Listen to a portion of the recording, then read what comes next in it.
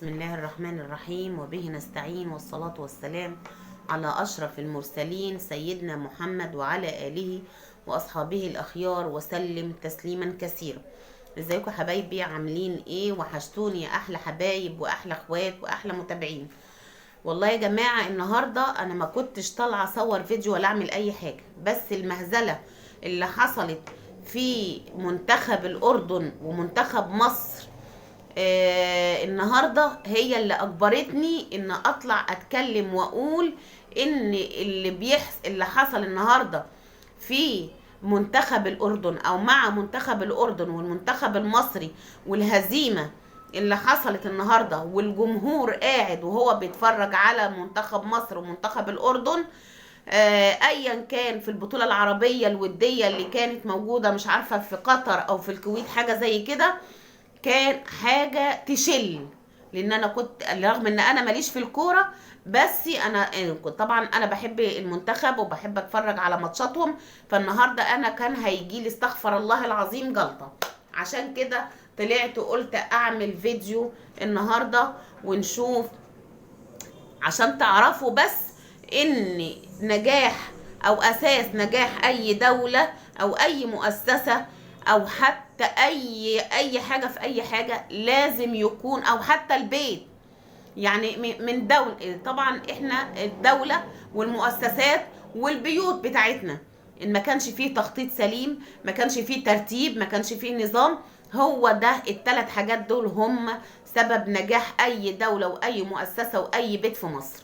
طبعا الحمد لله ربنا يكرمنا ويرضينا، لا عندنا تخطيط ولا عندنا ترتيب ولا عندنا نظام ولا عندنا اي حاجة، بدليل المهزلة اللي حصلت مع منتخب الأردن النهاردة. اتهزموا من 3 دول، من 3 دول يا جماعة. أنا مش عايزة أقول لكم ال3 دول اللي هم الإمارات والكويت والأردن النهاردة. 3 هزيمة، 3 منتخبات اتهزموا النهاردة. بدليل أو في حاجة كمان هنا عايزة أقولها من الأساس، يعني زي نرجع بقى لموضوعنا الأساسي، وهو قانون الإيجار القديم. ما كانش فيه تخطيط، ما كانش فيه ترتيب، ما كانش فيه أي حاجة، رغم ان البرلمان والنواب والحكومة قالوا ما فيش بيانات، وممثل الحكومة طلع وقال ما فيش بيانات. شوف انا بكلم الكلام ده كتير قوي وبعيده في كل الفيديوهات، رغم ان الحكومة طلعت وقالت ما فيش بيانات موجودة، والبرلمان كله بالليل قالوا ان الحكومة مش جاهزة، الصبح قالوا الحكومة جاهزة. جه على اي اساس القانون؟ بدون ترتيب، بدون تخطيط، بدون عمل اي زي عايزه يعني اي مقدرات للشعب المصري، اي تقدير للشعب المصري. وكل ده اي قرارات واي قوانين بتصدر ويتم التصديق عليها ما بيتحملش، يعني ما بيتحملش الحاجات دي غير الشعب المصري، لان احنا شعب مغلوب على امره. زي ما قلت لكم في الاول، زي قانون الايجار القديم. هل الحكومه كانت عارفه وعملت حساب وعواقب انها تخرج الناس من بيوتها بعد 7 سنين، انها تزود الايجارات 20 ضعف و10 اضعاف و5 اضعاف والكلام الفاضي ده؟ طبعا الحكومه ما درستش اي حاجه، لان من بق المسؤولين بيقولوا ما كانش عندنا وقت للدراسة، ما كانش عندنا وقت للتخطيط، ما كانش عندنا وقت لدراسة جدوى أي قانون ولا أي موضوع ولا أي حاجة في أي حاجة في مصر. لذلك إحنا بعد ما كنا في المقدمة كنا بقينا مصر الحديثة، دلوقتي بقينا مصر القديمة ومصر المتأخرة حتى في الكورة. عشان تعرفوا إن كل مؤسسات الدولة الناس المسؤولين اللي ماسكينها غير مؤهلين يا جماعة، غير مؤهلين. الناس دي بتاخد قرارات ومحدش يعني بيحمد عقباها او يعني عايزه اقول ايه، عايزه اقول كلام كتير كده وكلام جامد، بس انا مش عارفه اجمعه بصراحه لان انا متضايقه جدا جدا جدا. زي مثلا ايه قانون الايجار القديم. تم التصديق عليه من الحكومة، زي ما تكون الحكومة بتتحدى الشعب وعايزة يعني مش عارفة اقول ايه، عايزة تشوف رد فعل الشعب المصري عليها، وهل الشعب هيفضل ساكت ولا يعني مش عارفة ولا ايه الحكاية بالظبط، ايه الحكاية، الحكومة عايزة ايه.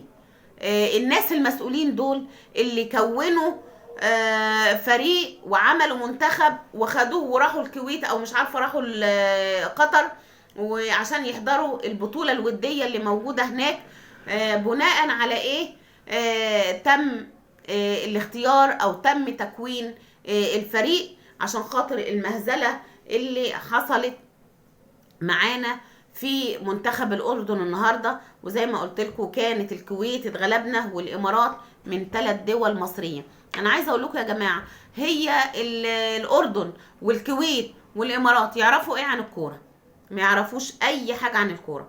هم خدوا بعضهم. واللي عايزه اقول لكم كمان في حاجه مهمه جدا، ان ال3 دول دول وقفوا وقفوا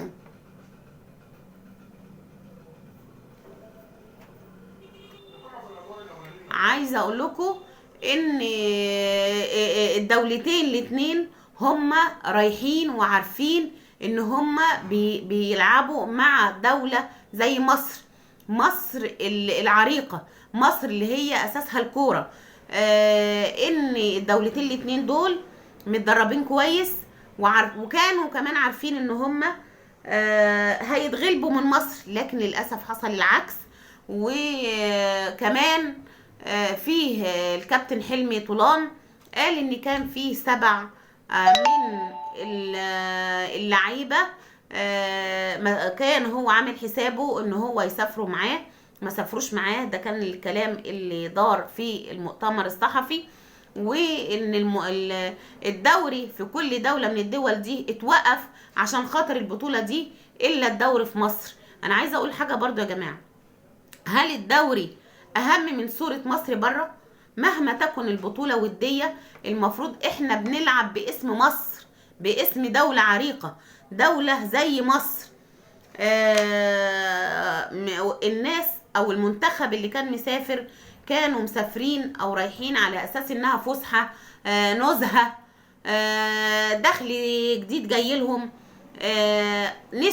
نسيوا ان هم رايحين يلعبوا باسم مصر. ودي اخطر حاجة في الموضوع. مهما تكن البطولة ودية، مهما يكون الماتش حبي ما بيننا وما بين بعض، ما بيننا وما بين الدول العربية، لازم يا جماعة نرفع اسم مصر في اي حتة، حتى لو الماتش بيتلعب في الشارع اللي ورانا. مش عارفة اقول ايه تاني يعني. برضو عايزة اقول حاجة بخصوص الدول العربية اللي حوالينا، ومنهم بقى الاردن والكويت والامارات والسعودية. الناس دي ما كانش عندهم خلفية عن الكرة يا جماعة. زي مصر كانوا يعرفوا ايه عن الكرة؟ مش عارفة، عشان يتعادلوا في ماتشين ويتغلبوا في الثالث. اخرة الكلام واخرة الموضوع دوت ان احنا عندنا سوء تخطيط، ما عندناش نظام.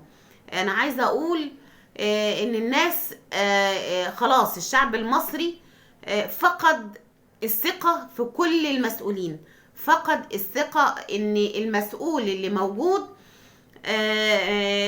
معرفش عنده سوء تصرف.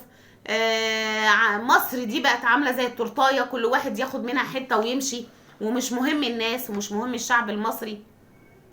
اللي حصل زي ما قلت لكم ان الدول دي وقفت الدوري عندنا بقى حصل العكس تماما.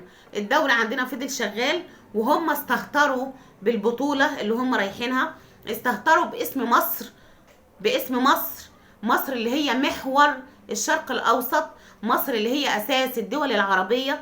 هم اللعيبة اللي طالعين ما عندهمش خلفية اصلا عن البطولة، ما عندهمش خلفية عن اي حاجة، زي المسؤولين اللي موجودين برضو حاليا ما عندهمش خلفية عن الشعب المصري وعلى عن قانون الايجار القديم، زي برضو لجان الحصر اللي نزلت وفي المحافظات وقيمت المناطق وبرضو ستفت اوراق، لان الحكومة في الاخر ملهاش غير اوراق تتحط في الادراج. المنطقة دي منطقة متميزة، المنطقة دي منطقة اقتصادية ولا متوسطة.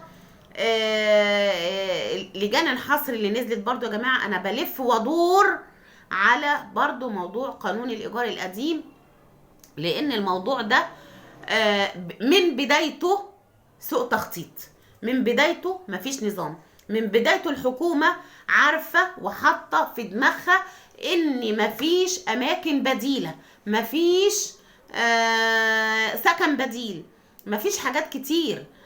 لذلك الحكومة ابتدت بقى تحط مقترحات وتقول ده هنعمل كذا وما نعملش كذا والكلام ده كله. عايزة اقول اللي حصل النهاردة في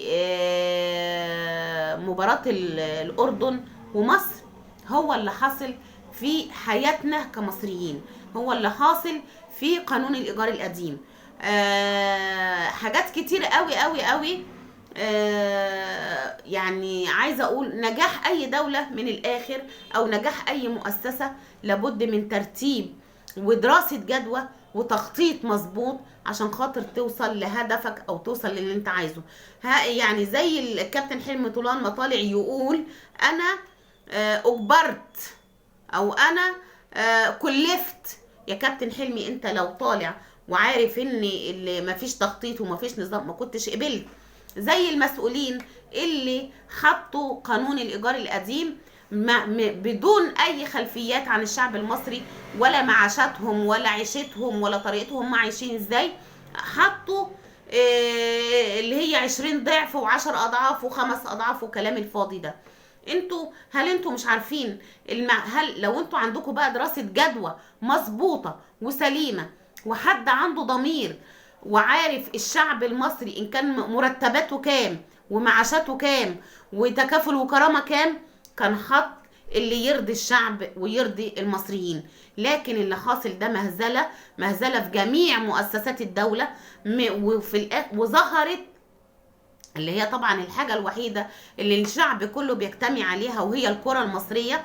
دلوقتي فشل الدولة الذريع ظهر في الكرة المصرية. عايزة اقول لكم ان معظم مؤسسات الدولة زي الكرة المصرية بالظبط، وزي اللي حاصل في وزارة الشباب والرياضة، هي طبعا وزارة من ضمن الوزارات ما فيهاش تخطيط، فيها سوء تخطيط. ولازم يا جماعة اللي عنده ضمير وبيحب البلد دي لازم يقف وقفة جامدة للمسؤولين.